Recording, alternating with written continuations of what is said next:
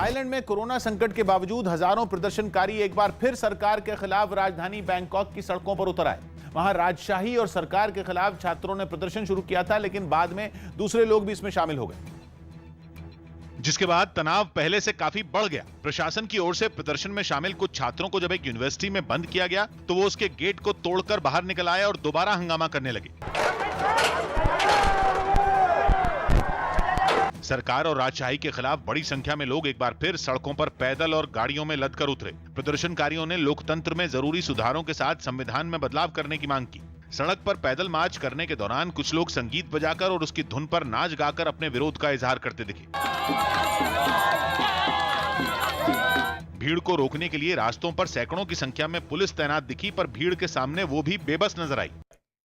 America से जारी तनाव के बीच चीन ने प्रशांत महासागर में स्थित अमेरिकी नौसैनिक बेस गुआम पर हमले का नकली वीडियो जारी किया। चीनी वायुसेना का 2 मिनट और 15 सेकंड का ये वीडियो किसी हॉलीवुड फिल्म की ट्रेलर की तरह दिखाई दे रहा है, जिसमें चीन का H-6 बॉम्बर रेगिस्तान में स्थित किसी एयरफोर्स बेस से उड़ान भरता दिखाई दिया। इस वीडियो में चीनी एयरफोर्स ने कई तरह की म्यूजिक का भी इस्तेमाल किया है।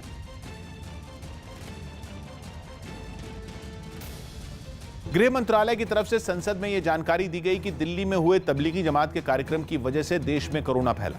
न्यूज 18 के अमित पांडे की रिपोर्ट है कि केंद्रीय गृह राज्य मंत्री जी किशन रेड्डी ने राज्यसभा में बताया कि मार्च में निजामुद्दीन मरकज में नियमों की अनदेखी कर तबलीगी जमात का कार्यक्रम हुआ था, जिसमें भारी भीड़ लंबे समय तक बिना मास्क के एक जगह पर जमा रही, जिससे कोरोना एक से दूसरे लोगों में फैल गया। जबकि कोरोना महामारी को देखते हुए सरकार की तरफ से कई तरह के दिशा निर्देश पहले ही जारी किए जा चुके थे। यह भी जानकारी दी गई कि इस मामले में दिल्ली पुलिस 233 लोगों को गिरफ्तार कर चुकी है और तबलीगी जमात के प्रमुख मौलाना साद की जांच चल रही है। वहीं संसद में गृह मंत्रालय की तरफ से दी गई इस जानकारी पर तबलीगी जमात ने आपत्ति जताई। MHA का यह बयान बेबुनियाद है।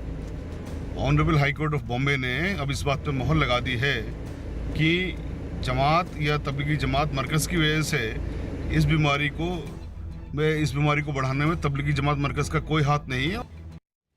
यूरोप के देश ग्रीस में कोरोना संकट की वजह से काम न कर पाने वाले कई कलाकारों ने सड़कों पर उतरकर अपनी सरकार के खिलाफ प्रदर्शन किया।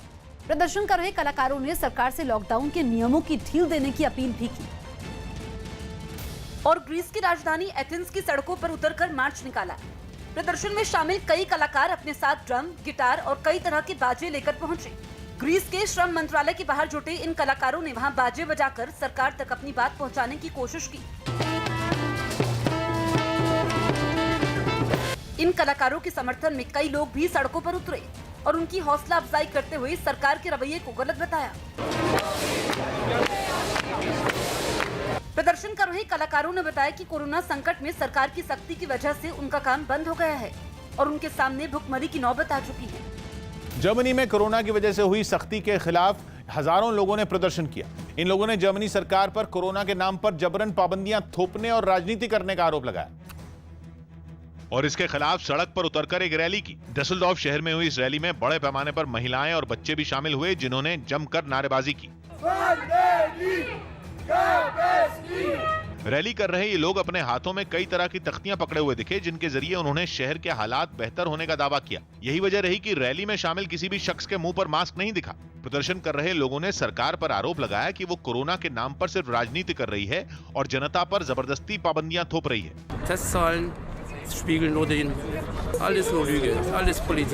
सरकार के खिलाफ नाराजगी ऐसी थी कि एक महिला अपने हाथ में जर्मनी की चांसलर एंगेला मर्केल की तस्वीर वाली एक तख्ती पकड़ी नजर आई, जिस पर जर्मन भाषा में खुद एंगेला मर्केल को ही वायरस बताया गया। रैली के आखिर में ये सभी प्रदर्शनकारी एक मैदान में इकट्ठा हुए और सभी लोगों से कोरोना का डर छोड़ खुलकर जीने की अपील की। वहीं सरकार की सख्तियों के खिलाफ सड़क पर उतरे इन लोगों का कुछ लोगों ने विरोध भी किया। मुंह पर मास्क लगाए ये लोग रैली को रोकने के लिए आगे बढ़ते दिखे, हालांकि वहां मौजूद पुलिस ने उन्हें ऐसा करने से